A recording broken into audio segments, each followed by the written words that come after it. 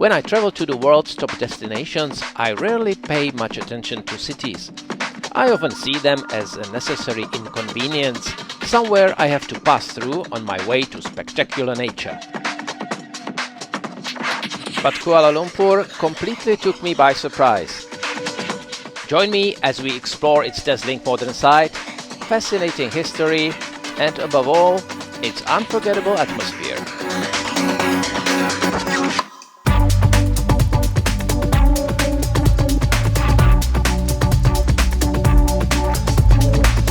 Malaysia's capital is an extraordinary blend of striking architecture, futuristic skyscrapers, vibrant street art, and some of the finest food in Southern Asia.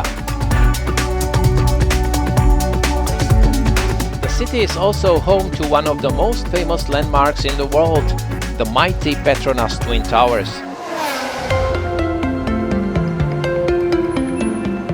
The towers were completed in 1998 and rise to a height over 450 meters.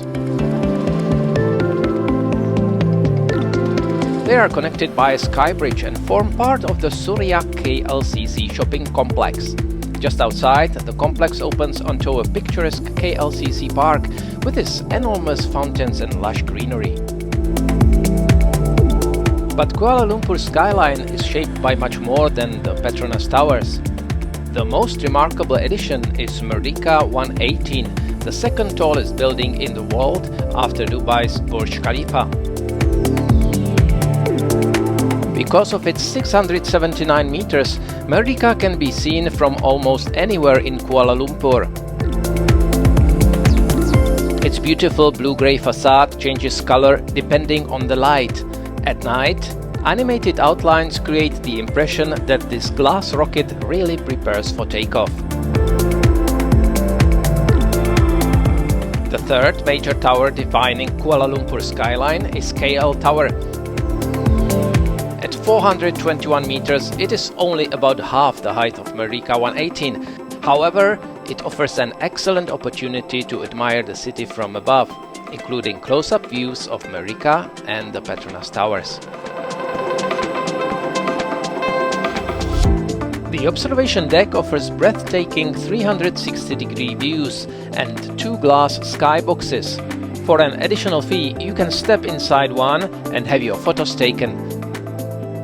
But your time is limited to just a few dozen seconds.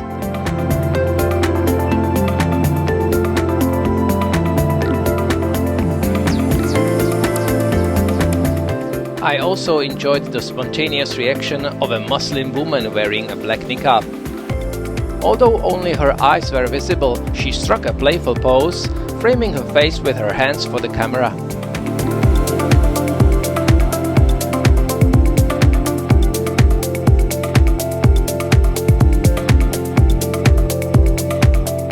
From here, the entire city seems to lie in the palm of your hand, stretching all the way to the mountain ranges on the horizon.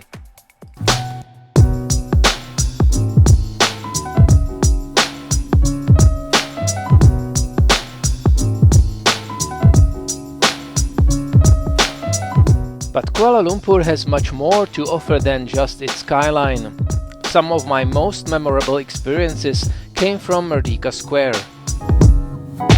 The square is dominated by the Sultan Abdul Samad building, a 40-meter high Moorish revival landmark completed in 1897, and by one of the world's tallest flagpoles, soaring 95 meters into the sky. The vast green lawn was originally laid out in the 1880s as a cricket ground for the British Selangor Club. Amazing independent square where you can see most of the towers of Kuala Lumpur over there. This independent tower. There are some kids running around. Nice atmosphere. Actually, this square was built by British to remember them their country, so it's not really Malaysian. I feel quite European here. And just tens of meters from the square, which is here, There's a place called River of Life, which would be beautifully lit in the evening, and it is already very blue. River of Life marks the very spot where KL first took shape, at the meeting point of the Klang and Gombak rivers.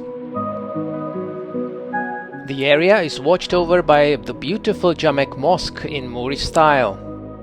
Built in 1909, now modernized also by high-tech dancing symphony fountain.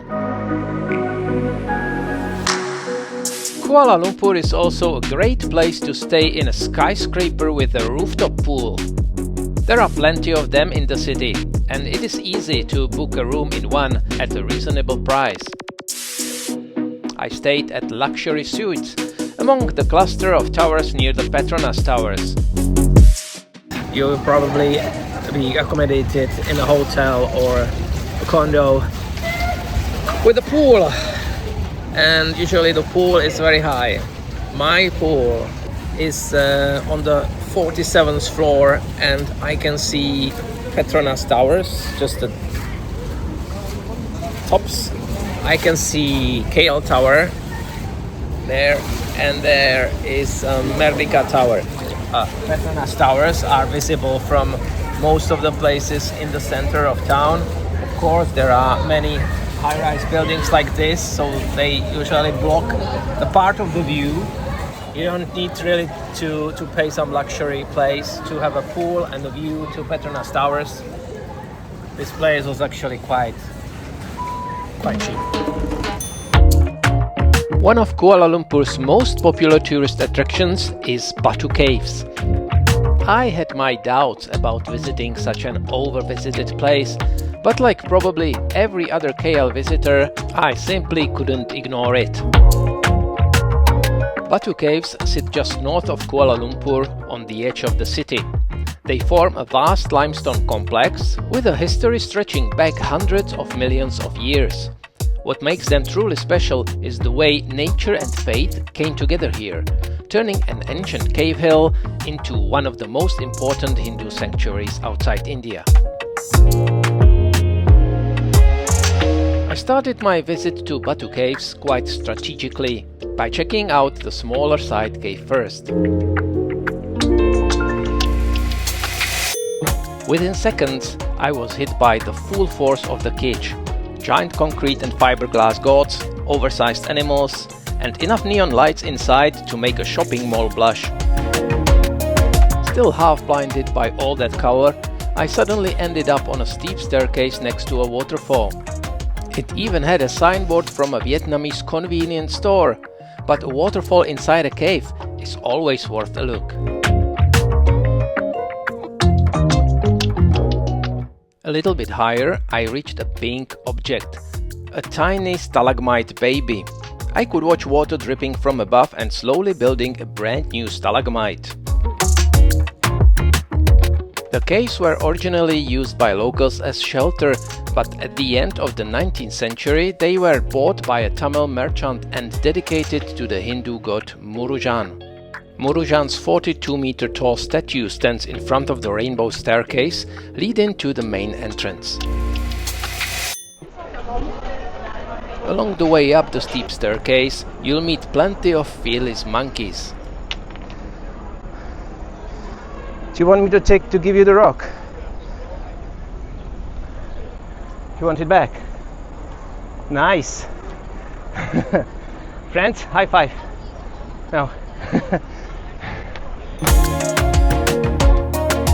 Inside the rock, you discover two caves rising as high as 100 meters, which would be truly breathtaking if not for the extra layer of flashing lights, stalls and railings that make it feel as if the caves are still under construction. At the back, there is even something halfway between a shop and a shrine, where a rather questionable ceremony seemed to be taking place. Everything is lit far too harshly, including the glaring fluorescent lights. You almost start feeling sorry for the local monkey community. Batu Caves were once surely a remarkable place, but a lot of their original beauty now gets lost under layers of color, plastic, souvenir stalls and tourist crowds. And it is almost impossible to picture what the caves must have looked like before they became such a busy pilgrimage site. Had I known that in advance, I might have stayed in the pool.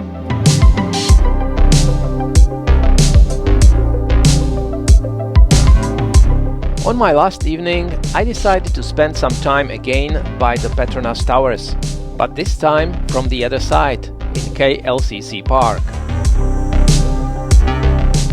It was really lively there in the early evening. Thousands of people were sitting around the lakes with fountains under seemingly endless towers.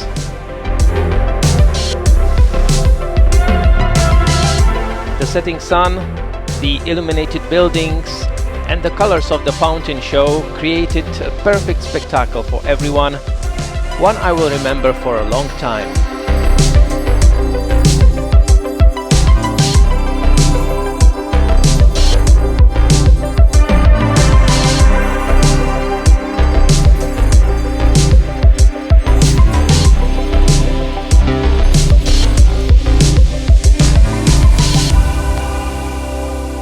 Kuala Lumpur is an amazing city. It won't knock off your feet like Bangkok, because Buddhist temples are simply more impressive than mosques. But compared to Bangkok, it is cleaner, more orderly in a European way, and in July it was definitely more comfortable temperature-wise. And as for Islam, Kuala Lumpur is the first place where the specifics of this faith didn't bother me at all.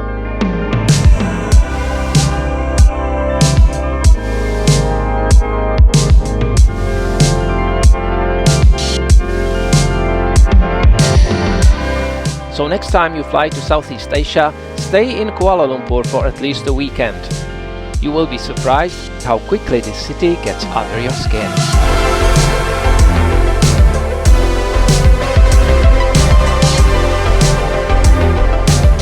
If you like this video, please give it a thumbs up and subscribe to this channel, because the algorithm doesn't recommend unknown places and the next stop destination could be a real hidden gem. See you there!